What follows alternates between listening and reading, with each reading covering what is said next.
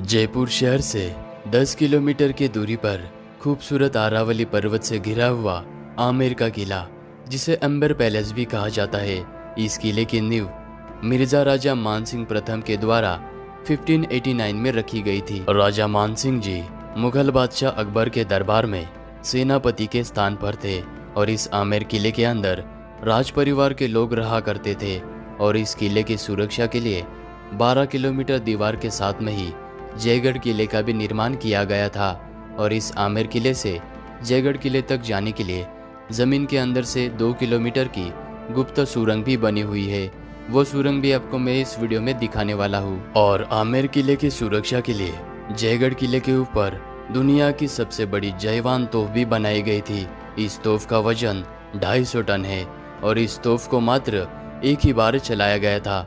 और जिन सैनिकों ने इस तोफ को चलाया था उनके कान के पर्दे फट चुके थे। आमेर किले को देखे बगैर जयपुर की यात्रा आपकी अधूरी रह सकती है, क्योंकि आमेर किले के अंदर दुनिया का सबसे बड़ा और खूबसूरत शीश महल बना हुआ है, जहाँ पर राजा दिन में मशाल जलाकर अपने रानी को चांद और सितारे दिखाया करते थे।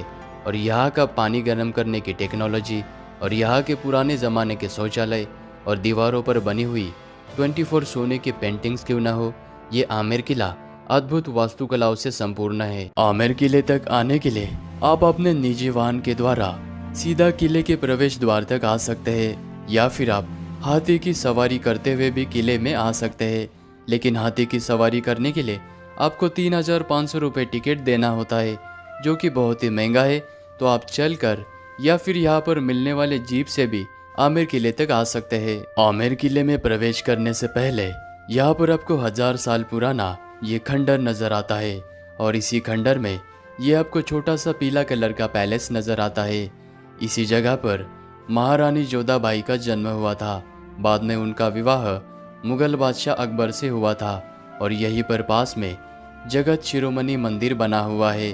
और इस मंदिर के अंदर जो श्री कृष्ण जी की मूर्ति है, इसी मूर्ति की पूजा मीराबाई किया करती थी। और इस मूर्ति को हल्दी घाटी के युद्ध के दौरान मुगलों से बचाकर इस मंदिर में लाकर रखा गया था। आमेर किले के अंदर आते ही इस किले के 4 कोर्टयार्ड में से आप सबसे पहले कोर्टयार्ड यानी कि पहले आंगन में पहुंच जाते हो, जिसे जलेब चौक भी कहा जाता था।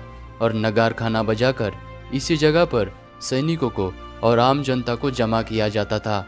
और इसी जगह पर युद्ध की सारी तैयारियां की जाती थी। इस जलेब चौक में किले के अंदर प्रवेश करने के लिए 2 मुख्य द्वार बने हुए हैं, जिसमें से एक है सूरज पोल, क्योंकि इस दिशा से सूरज की पहली किरण इस द्वार पर पड़ती है, इसीलिए इस द्वार को सूरज पोल कहा जाता है।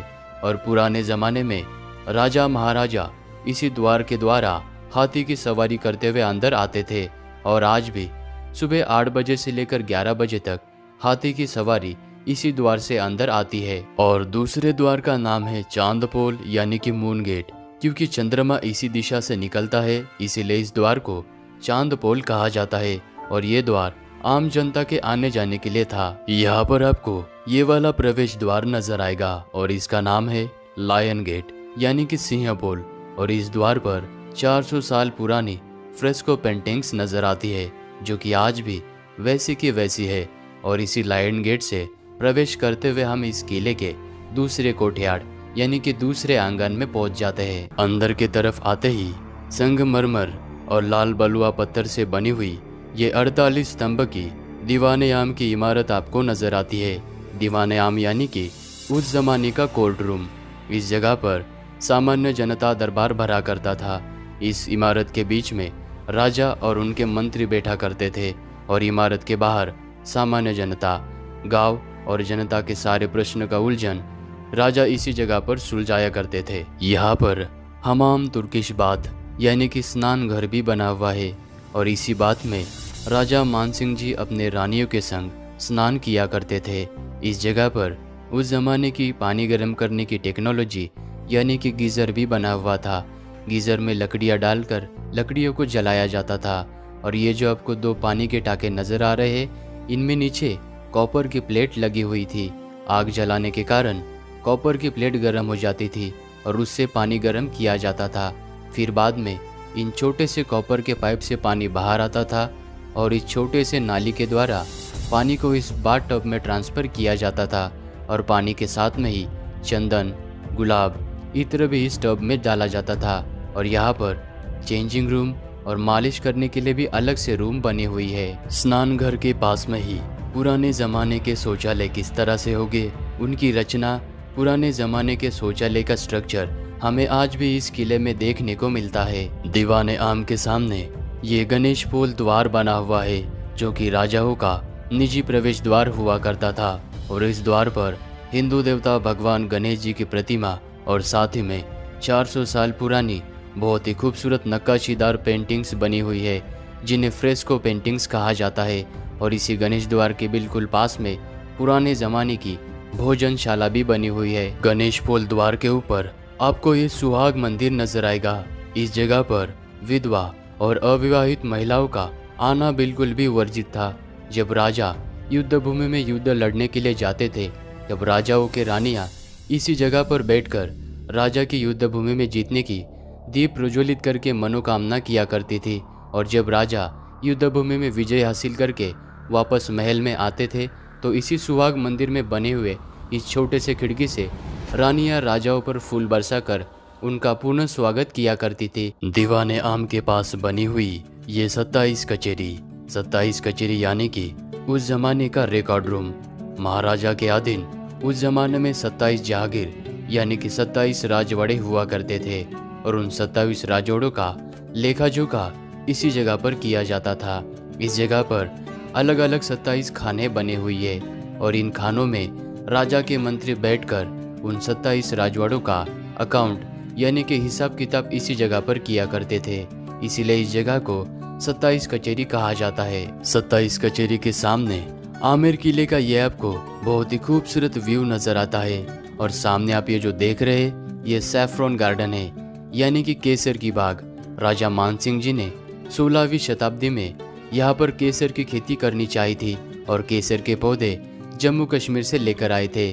और इस खेती के लिए राजा ने आसपास इस खूबसूरत मावठा झील का भी निर्माण किया गया था।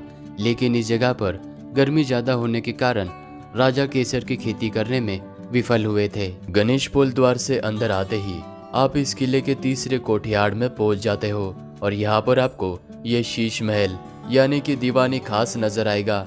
इस शीश महल को मिर्जा राजा जयसिंह जी के द्वारा बनवाया गया था और इस जगह पर राज परिवार और राजा के मंत्री को ही आने की अनुमति थी।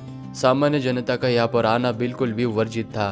और इस जगह पर जितने भी आपको पिलर्स नजर आएंगे, ये सारे इटालियन मार्बल से बने हुए हैं। और इस शीश महल के अंदर आपको जितने भी शीशे नजर आ रहे हैं, ये राजा ने बेल्जियम कंट्री से मंगाकर यहाँ पर लगाए थे।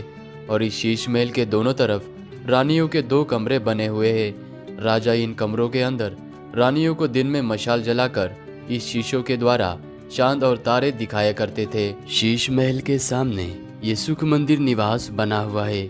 इस जगह का राज परिवार के लोगों के द्वारा गर्मियों के समय में प्रयोग किया जाता था। और इस सुख मंदिर को सफ़ेद संगमरमर और नीले नक्काशीदार मुगल आर्किटेक्चर स्टाइल में बनवाया गया है। यहाँ पर आपको ये मार्बल से बना हुआ जालीदार झरना नजर आएगा और इस झरने के ऊपर पानी का टाका बना हुआ है। और जब इस झरने से पानी बहता है तो मधुर आवाज आती है और साथ ही में बहुत ही ठंडी हवाएं भी चलती है। तो गर्मी के समय में रानियां इस जगह पर झूला लगाकर इस ब्यूटीफुल गार्डन को देखते हुए झूला झूला करती थी। और इस जगह पर आपको एक पुराने ज़माने की बग्गी भी नजर आएगी। रानियां गणगौर और तीज के त्यौहार में 10 किलो तक के कपड़े और ज्वेलरी पहना करती थी, तो उनको चलने के लिए दिक्कत आती थी। इस वजह से उनके लिए ये बग्गी बनवाई गई थी। अभी हम आ चुके हैं आमेर किले के चौथे कोर्टयार्ड यानी कि चौथे आंगन में। और इस वाले हिस्से में राजा मानसिंह जी रहा करते थे और राजा मानसिंह जी की 12 रानियां हुआ करती थी। और इस जगह पर 12 रानियों के लिए एक ही डिज़ाइन के अलग अलग कमरे बने हुए हैं। और इस जगह पर पुरुषों का आना वर्जित था। और इस जगह के आखिरी हिस्से में यहाँ पर किन्नर पहरा दिया करते थे और यहाँ पर सेवा करने के लिए भी किन्नर थे। इसीलिए इस किले के आखिरी हिस्से को जनाना महल यानी कि जनाना देवड़ी कहा जाता है। मानसिंह जी यहीं पर रहा करते थे और अगर आप ध्यान से देखना, ये पूरा सेक्शन मानसिंह जी का है और आपको इस दीवार पर जो छोटी छोटी खिड़कियाँ नज़र आ रही है, ये सीक्रेट टनल है।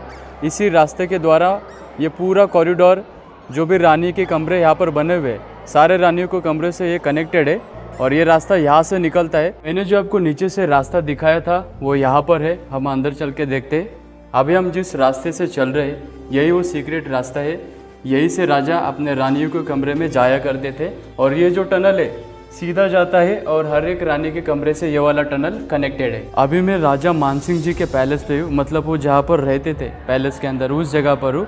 और ये कमरा इस तरह से डिज़ाइन किया गया था कि अगर आप यहाँ से ध्यान से देखें, नीचे की तरफ अगर आप ध्यान से देखें तो यहाँ से पूरे पैलेस के ऊपर नज़र रखी जा सकती थी और यहाँ से पूरे रानियों के आराम से कमरे नज़र आ जाते हैं और नीचे जो भी गतिविधियाँ हो रही है उन पर आराम से नज़र रखी जा सकती है। तो इस तरह से राजा मानसिंह जी का ये कमरा डिज़ाइन किया गया था। पैलेस को विज़िट करने के बाद जब यहाँ से आप बाहर आओगे तो यहाँ पर आपको ये वाला टनल नज़र आएगा। ये वाला टनल यहाँ से सीधा जयगढ़ फोर्ट तक जाता है और इसकी जो लंबाई है वो तकरीबन 2 किलोमीटर है। अगर आप सभी को ये मेरा व्लॉग पसंद आया तो वीडियो को लाइक करना, चैनल को सब्सक्राइब करना। मिलते हैं आपको जयपुर के नेक्स्ट व्लॉग में।